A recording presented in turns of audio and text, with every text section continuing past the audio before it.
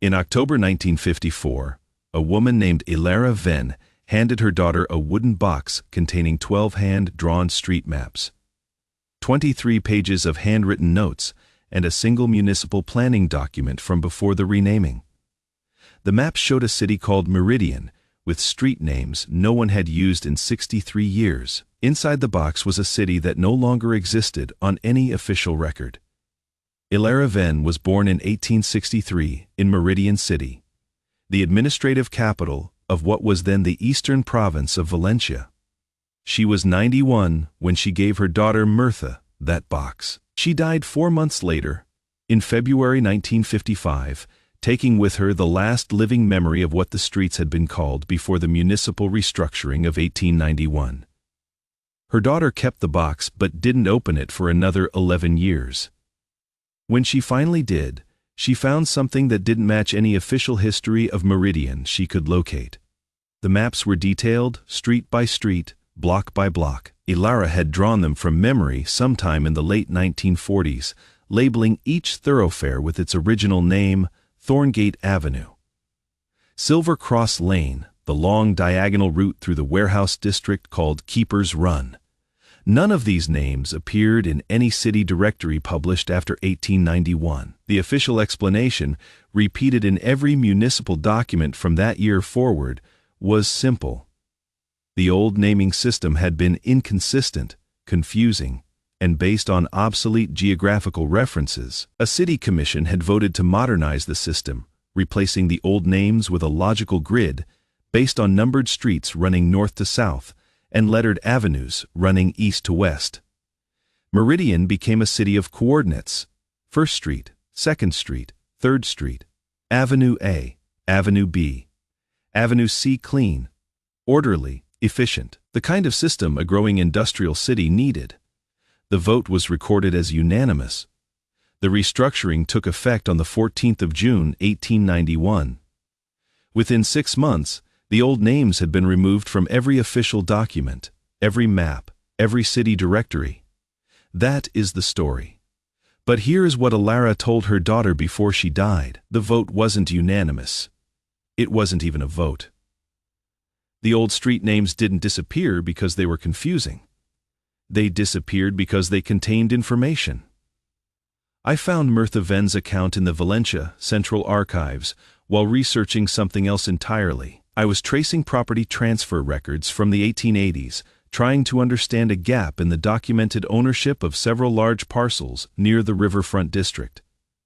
The records showed continuous ownership up until 1890, then nothing for nearly 3 years. Then a sudden transfer to a development company in 1893. No explanation, just missing entries where the chain of title should have been. The archivist who helped me mentioned, almost casually, that the 1890s were difficult years for municipal record keeping in Meridian. A lot of documents had been moved, reorganized, or lost during the administrative transition. When I asked what transition, she pulled a file from a cabinet-marked restructuring commission, 1891 to 1894. Inside were meeting minutes, budget reports, and a single ledger documenting the systematic removal of over 4,000 street signs across the city. The ledger listed each sign by its old name, the date it was removed, and the date the new sign was installed. The work began on the 15th of June, 1891. One day after the official restructuring date, it was completed by the 22nd of November 1891, 5 months to erase every reference to the old naming system from the physical landscape of a city with a population of 73,000 people. That timeline seemed fast. I started pulling records, construction contracts, labor logs, payment vouchers. The commission had hired 140 workers specifically for the sign replacement project. They worked in rotating shifts. No delays were recorded, no complaints were filed. The project finished 2 weeks ahead of schedule and 3% under budget. The efficiency was remarkable. But here is the detail that stayed with me. The commission also hired 12 clerks, whose sole job was to go through every city directory, every business ledger, every property deed held in municipal storage, and manually cross, reference the old street names with the new grid coordinates. These clerks worked for 18 months. Their work was cataloged in a separate ledger, also kept in the archive. I found it in a box marked Reference Materials, Restructuring Era.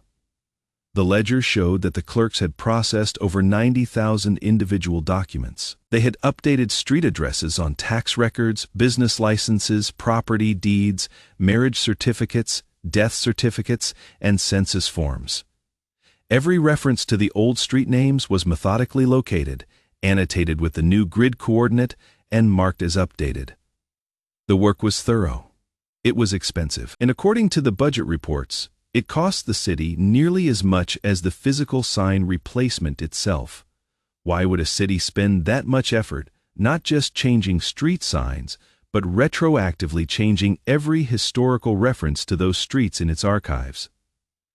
The official answer, stated in a report dated March 1893, was administrative clarity. Future researchers would be confused if old documents referenced street names that no longer existed.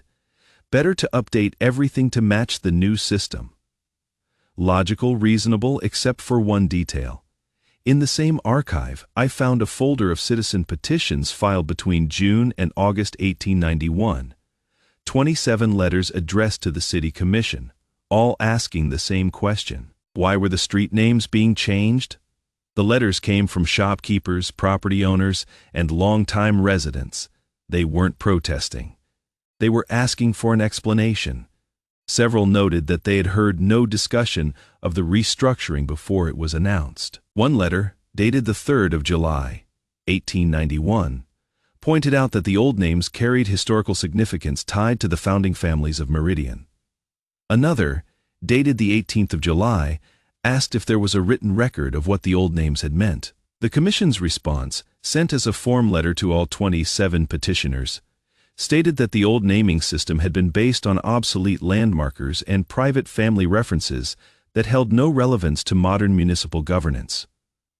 No further explanation was given. The petitions were filed. The work continued. I kept digging. In a box marked Miscellaneous Correspondence, 1890 to 1895, I found 3 letters that had never been answered. All 3 were dated August 1891. All 3 were from the same person, a civil engineer named Theron Aldrich, who had worked for the city's Public Works Department since 1879. His letters were polite, technical, and specific. In his first letter, Aldrich noted that several of the old street names corresponded to elevation markers and natural drainage patterns. Thorngate Avenue, for example, ran along a ridgeline that marked the division between 2 watersheds. Keeper's Run followed a natural channel that carried runoff during heavy rains. He suggested that these names contained practical information about the city's topography that would be useful for future infrastructure planning. In his second letter, Aldrich provided a detailed map showing how the old street names aligned with geological features, water flow patterns, and elevation changes across the city. He proposed that the city preserve this information in a reference document before completing the renaming. In his third letter, dated the 29th of August 1891, Aldrich asked if anyone had reviewed his previous correspondence. He noted that the renaming was proceeding rapidly and that once the old names were removed from official use, the knowledge they contained would be difficult to reconstruct. There is no record of a reply. Aldrich resigned from the Public Works Department in September 1891. His resignation letter is not in the file. Now here is where the timing becomes difficult to explain. On the 4th of November 1894, 3 years after the street renaming was completed, a fire broke out in the Meridian Municipal Records building. The fire started in the basement storage area where historical property records were kept. It burned for 9 hours before it was brought under control. The damage was extensive. According to the official incident report, approximately 40% of the documents stored in the basement were destroyed. Another 30% sustained water damage from firefighting efforts. The records lost in that fire included most of the original property deeds filed before 1880. many of the early city planning documents, and a significant portion of the correspondence between city officials and residents during the 1880s. The incident report listed the cause of the fire as accidental, likely due to deteriorating gas lighting fixtures in the basement. What survived, intact and untouched, were the records from the Restructuring Commission. All of the ledgers documenting the street sign replacement. All of the updated tax records with the new grid coordinates. All of the clerk's reference logs. These materials had been moved to a different storage facility in early 1893, just over a year before the fire. The decision to move them was documented in a budget request dated January 1893. The request cited concerns about basement humidity affecting the condition of recent administrative records. It was approved without discussion. The records were moved in March 1893. The fire occurred 20 months later. I found no evidence that any other records were moved from the basement before the fire. Elara Venn was 28 years old when the streets were renamed. She was 31 when the records building burned. According to her daughter's account, Elara had tried, multiple times over the years, to find documentation of what the old street names had meant. She visited the city archives in 1903, in 1911, and again in 1927. Each time she was told that records from before the restructuring were incomplete or unavailable. In 1948, when she was 85, Elara began drawing the maps from memory. She drew the city as she remembered it from childhood. Every street, every intersection, every name. She wrote notes in the margins explaining what she believed the names had referred to. Thorngate Avenue had been named for an old iron gate that marked the entrance to the original settlement. Silvercross Lane followed the path of a creek that had reflected moonlight in a particular way. Keeper's Run was named after the keeper of the first public well. Her daughter asked her why she thought the names had been changed. Elara's answer, recorded in Mirtha's notes, was careful. She said that some people believed the old names contained directions. Not directions to places. Directions to things. She didn't elaborate. When Mirtha pressed her, Elara said only that the old families had known what the streets were pointing to, and that after the renaming, that knowledge had become difficult to share. I spent 2 months trying to verify Elara's maps against any surviving pre-negative 1891 documentation. I found fragments, a business directory from 1887 that listed addresses using the old street names. A hand-drawn survey map from 1879 that showed several of the thoroughfares Elara had labeled. A property insurance map from 1883 that matched her drawing of the warehouse district almost exactly. Her maps were accurate. Whatever she remembered precisely. But I found something else. In the archives of the Valencia Historical Society, there is a collection of letters donated in 1962 by the family of a man named Oswin Brennar. Brennar had been a city surveyor in the 1870s and 1880s. Among his letters is one dated May 1891, addressed to his brother in another province. In it, Brennar mentions that there is talk of changing the street names in Meridian. He writes, "They say it is for clarity, but I think it is because people started asking too many questions about why certain streets run where they do." He doesn't explain what he means. The letter continues with news about his family. There is no follow-up. Correspondence about the street renaming in the collection. In the meeting minutes of the Restructuring Commission, held in the archive, there is a single notation from a session, dated the 17th of April, 1891. It reads, "Proposal to standardize street nomenclature, discussion of concerns raised regarding legacy naming conventions, and their implications for municipal planning. Motion to proceed with full restructuring. Vote recorded as consensus."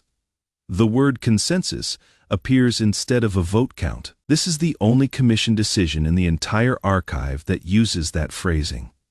Every other motion lists the number of votes for and against. There is one more thing I found that I haven't been able to explain. In Elara's handwritten notes, she mentions something her father told her when she was a child. He had been a merchant in Meridian, operating a small import business along what was then called Silvercross Lane. According to Elara's account, he kept a private ledger where he recorded not just transactions, but observations, things he noticed about the city, patterns in foot traffic, which streets were busiest at which times of day, where people gathered, where they avoided. Elara wrote that her father once told her the old street names formed a kind of key. He didn't explain what they unlocked, but he said that if you walked the routes in a certain order, following the original names rather than the grid, you would notice things about the city that the new system made invisible. Elevation changes that affected water drainage, sight lines between buildings, places where sound carried differently. He died in 1889, 2 years before the renaming. Elara noted that his ledger disappeared sometime during the municipal transition. She had looked for it after his death, but never found it among his business effects. The import company's records were absorbed into a larger firm in 1892. When she tried to access those records in 1903, she was told they had been consolidated and were no longer available for review by former family members. I tried to trace that import business through commercial registries. The company appeared in directories from 1871 through 1890. Then, nothing. No liquidation notice, no sale announcement, no bankruptcy filing. It simply stopped appearing in documented records.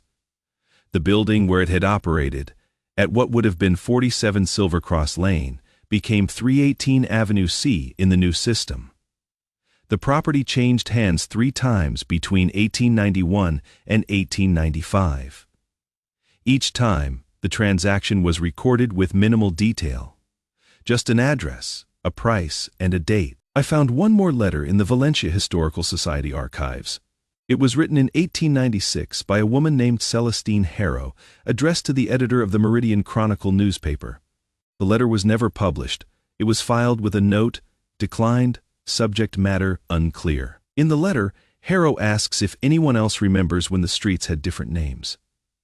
She writes that her grandmother had lived in Meridian all her life and had recently passed away, still referring to the streets by their old designations. Harrow notes that when she tried to find documentation of the original names at the city archives, she was told that such records were not maintained for historical purposes. The letter concludes with a question she asks: if a city decides to erase its own memory, should we accept that decision, or should we write down what we remember before? There is no one left who can. The editor's note offered no answer. The letter was simply filed. Elara Venn died believing that the city she grew up in had been deliberately made impossible to remember correctly. Her daughter kept the maps. She never donated them to any historical society. She never showed them to any researcher. When Mirtha herself passed away in 1983, the box went to her son, who placed it in storage. It wasn't until 2003 that the family decided to donate the materials to the Valencia Central Archives, where they were cataloged under miscellaneous personal collections. They're still there. 12 maps, 23 pages of notes. One old planning document, sitting in a labeled box in a climate-controlled room. The streets of Meridian still run on the grid system established in 1891. 1st Street, 2nd Street, Avenue A, Avenue BC Lean. Orderly, numbered. No one remembers what they used to be called, except in that box, where the names still wait.